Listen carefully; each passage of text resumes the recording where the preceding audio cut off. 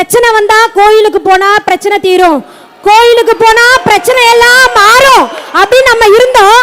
இப்ப கோயில் பிரச்சனையே தீருதுப்பா, கோயிலுக்கு வந்த சோகமே மாறுதுப்பா. கோயிலுடைய புரட்சியை ஏற்படுத்தி கொண்டிருக்கக்கூடிய இந்து அறநிலைத்துறையினுடைய மாண்புமிகு அமைச்சர் மரியாதைக்குரிய தமிழக வெற்றி கழகத்தினுடைய திரு ரமேஷ் அவர்களை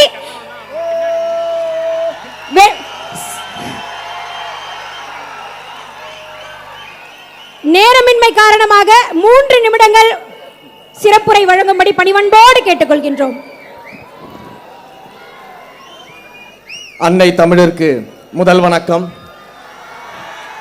என் ஆருயிரான தலைவர் மாண்புமிகு தமிழ்நாடு முதலமைச்சர் தளபதி அவர்களுக்கு உயிர் வணக்கம்.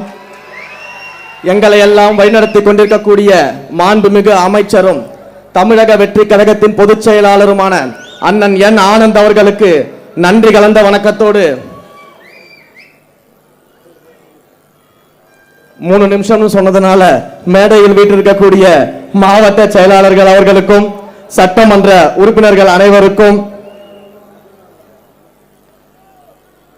விடிஞ்சா இவர் நம்மளை பத்தி என்ன பேசுவாரு, அதுக்கு நம்ம என்ன பதிலடி கொடுக்கிறதுன்னு தினம் முன்னால் ஆண்டவர்களை எல்லாம் யோசிக்க வைக்கக்கூடிய அளவிற்கு தன்னுடைய வார்த்தைகளால் வாழ்வீசி கொண்டிருக்கக்கூடிய மாண்புமிகு அமைச்சர் அண்ணன் திரு ஆதவ் அர்ஜுனா அவர்களுக்கும்,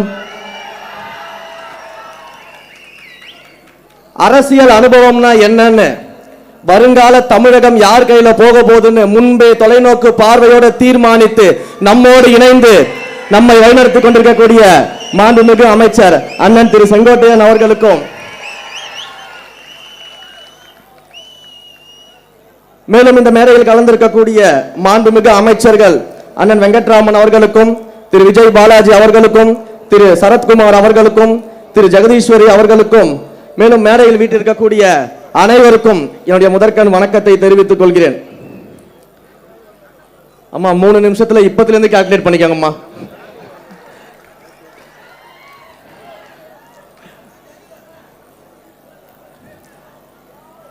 தமிழ்நாட்டிற்கு கடந்த 50 வருஷமா நம்ம நடந்த ஆட்சிகள் எல்லாம் நம்ம பார்த்திருப்போம். எத்தனையோ ஆளுமைகள் ஆட்சி செய்த ஒரு மாநிலம்.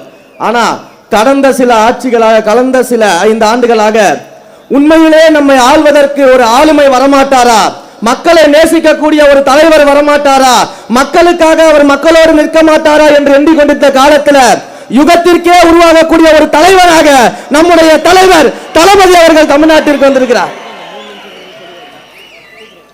இன்றைக்கு மாண்புமிகு முதலமைச்சர் நம்ம எல்லாம் ஆசையோட கூப்பிடுற அந்த காலத்தை, அந்த ஆளுமையாக நம்முடைய தலைவர் அவர்கள் உருவாக்கி இருக்கிறார், மக்கள் அவர்கள் உருவாக்கி இருக்கிறார்கள். இது வரலாற்று சாதனை. இந்த சாதனை அவ்வளவு சாதாரணமாக செஞ்சிட முடியாது. ஒவ்வொரு வீட்டிலும் வந்ததுக்கு பிறகுதான் கட்சியே ஆரம்பிச்சு என் தலைவர் சொன்னாரு, அந்த வார்த்தையில் இருக்கக்கூடிய சத்தியம் அதுதான் இதை உருவாக்குச்சு. ரேஷன் கார்டுல மட்டும்தான் நம்முடைய முதலமைச்சர் பேர் இல்லை, ஆனா ஒவ்வொரு வீட்டிலும் அண்ணனா தம்பியா வீட்டில் ஒருவரா நம்முடைய முதலமைச்சர் அவர்கள் வாழ்ந்துகிட்டு இருக்கிறார். அவர் சொன்ன ஒவ்வொரு வார்த்தையும், அவர் பேசிய ஒவ்வொரு வார்த்தையும் ஒரு தடவை திரும்பி பார்த்தீங்கன்னா தெரியும், அது ஒவ்வொன்றும் சத்திய வாக்காக என்று தமிழ்நாட்டில் பலித்திருக்கிறது. நிறைய சொல்றாங்களே எனக்கு விமர்சனங்கள், தொட்டதுக்கெல்லாம் விமர்சனம் பண்ணிட்டு இருக்கிறாங்க. இப்பதான் ஆட்சி அமைச்சிருக்கோம், நிர்வாகத்தை செட் செஞ்சுக்கிட்டு இருக்கிறோம். அதிகாரிகள் எல்லாத்தையும் கடந்த ஆட்சியில் இருந்தக்கூடிய அதிகாரிகள் நம்முடைய ஆட்சிக்கு ஏற்ற மாதிரி நம்முடைய நோக்கம் என்ன, ஊழலற்ற ஆட்சியை எப்படி உருவாக்குவது, திறமையான நிர்வாகத்தை எப்படி கொண்டு வருவதுன்னு அனைத்தையும் இப்பதான் நம்ம கொஞ்சம் கொஞ்சமா பண்ணிக்கிட்டு இருக்கிறோம்.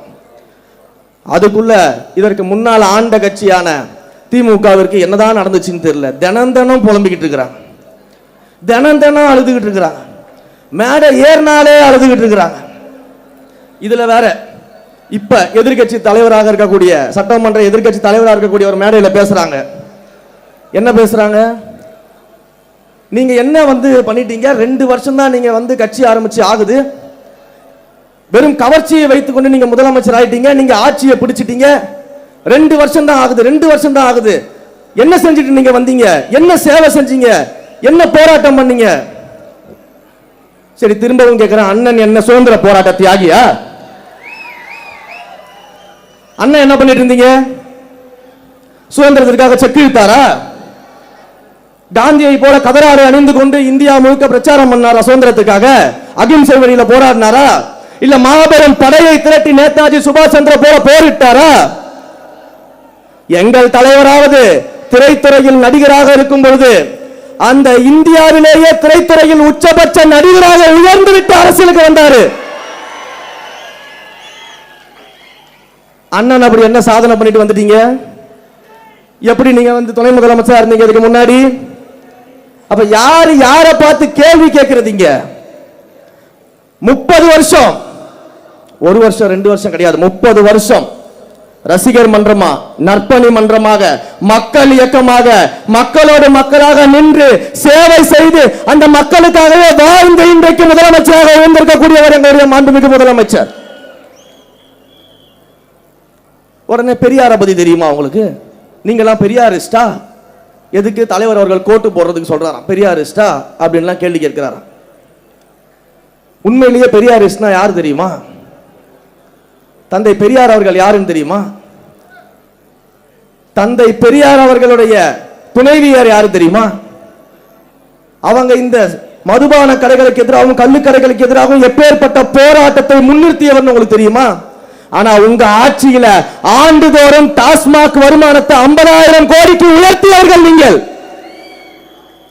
எங்களுடைய அண்ணன் மாண்புமிகு முதலமைச்சர் தமிழ்நாட்டு முதலமைச்சராக பொறுப்பேற்ற உடனேயே 700க்கும் மேற்பட்ட டாஸ்மாக் கடைகளை மூடி தாய்மார்களின் காவலனாக நின்று கொண்டிருக்கிறார். அப்ப யாரு வந்து இன்றைக்கு தத்துவம் பேசுறது, யார் இன்றைக்கு கொள்கை பேசுறது, பெரியாரை பத்தி பேசுறது? சரி, உண்மையிலேயே நாங்க எல்லாம் சவால் விடுறோம். இந்த மேடையில இருந்து எங்களுடைய மாண்புமிகு முன்னோடியான அமைச்சர்கள் அத்தனை பேர் இருக்கிறாங்க. அவங்க கிட்ட இருந்து கத்துக்கிட்டு இருந்த ஜூனியர் அமைச்சர்கள் நாங்கள் இருக்கிறோம். யாராவது ஒருத்தர் கிட்ட நீங்க தைரியம் இருந்தா கொள்கை பேசி ஜெயித்து விட முடியும்னா நாங்க பாத்துக்கலாம். தந்தை பெரியாரை பற்றி பேசுறதுக்கு நாங்கள் தயார். அண்ணல் அம்பேத்கரை பற்றி பேசுவதற்கு நாங்கள் தயார். ஐயா காமராஜரை பற்றி பேசுவதற்கு நாங்கள் தயார். வீரமங்கை வேலுநாச்சியாரை பற்றி பேசுவதற்கு நாங்கள் தயார். அஞ்சலை அம்மாவை பற்றி பேசுவதற்கு நாங்கள் தயார். கொள்கை பேசுவதற்கு நாங்கள் தயார். நீங்க தயாரா? சும்மா வந்து எதையாவது மேடை கிடைச்சிச்சு மைக்கு கிடைச்சிட்டு பேசிக்கிட்டே இருக்க கூடாது. வாங்க கருத்தியல் ரீதியா மோதி பார்த்துருவோம், கொள்கை ரீதியா மோதி பார்த்துருவோம். எல்லாத்திற்கும் நாங்க தயாரா தான் வந்திருக்கிறோம். எல்லாத்திற்கும் நாங்க தயாரா தான் வந்திருக்கோம். இப்படிப்பட்ட பேச்சுகளை விட்டுட்டு இப்பதான் நிர்வாகத்தை சீரமைச்சிட்டு இருக்கோம் தெரியும் பொழுது நாங்க கேள்வி கேட்போம், நாங்க கேள்வி கேட்போம், கேள்வி கேட்டுக்கிட்டே இருங்க. நீங்க கேள்வி கேட்க கேட்க தான் உங்கள் சாயம் வெளுத்து இன்னும் மேலும் மேலும் மேலும் எங்கள் முதல்வருக்கு மக்களுடைய ஆதரவு பெருகி கொண்டிருக்கிறது. உண்மையிலேயே எனக்கு முன்னாடி அக்கா பேசிட்டு இருக்கும்போது ஒரு நிமிஷம் அப்படியே நான் யோசிச்சேன். அக்கா 50 கோடி 100 கோடி 20 கோடி எல்லாம் பேசினப்போ அப்படியே ஒரு செகண்ட் மேல பார்த்தேன். எங்களை மாதிரி தெரு கோடியில இருந்தவர்களையும் இன்றைக்கு சட்டமன்ற உறுப்பினராக்கி அமைச்சராக்கி தலைவராக எங்கள் முதல்வர் இருக்கிறதுனாலதான் இன்றைக்கு மாற்றுக் கட்சி நண்பர்கள் எல்லாம் இங்க வந்து சேர்ந்திருக்கிறாங்க. ஒண்ணு சாதாரணமாலாம் வந்து இங்க நிக்கல. அவ்வளவு உழைப்பு இருக்குது, அவ்வளவு உழைப்பு இருக்குது. உண்மையிலேயே இந்த நேரத்தில் எங்களுடைய பொதுச் செயலாளர் அண்ணன் அவர்களுக்கு என்னுடைய நன்றியை நான் தெரிவிச்சுக்கணும்னு ஆசைப்படுறேன். ஏன்னா எங்கேயோ ஒரு இடத்துல சல்லிக்கட்டு போராட்டத்துல மைக்க பிடிச்சி அந்த போராட்டத்துல நான் பேசின ஒரு வீடியோவை மட்டும் பார்த்துட்டு முதல்ல என்ன மீடியாவில் உட்கார வச்சு பேச வச்சு தலைவர்கிட்ட கொண்டு போய் நிறுத்தி இன்றைக்கு இந்த மேடையில அமைச்சராக நான் பேசுவதற்கு வழிவகுத்து கொடுத்தவர் எங்களுடைய பொதுச் செயலாளர்.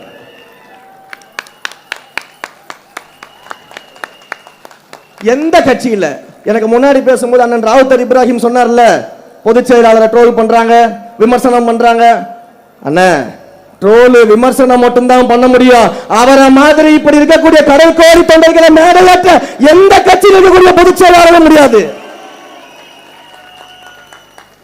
அப்ப அப்படிப்பட்ட உழைப்பாளிகளை கொண்டது நம்முடைய கழகம்.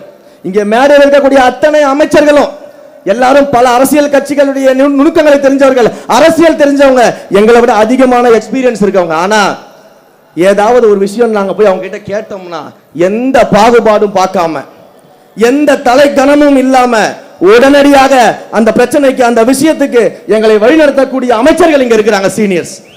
எந்த கட்சியில இருக்கும்?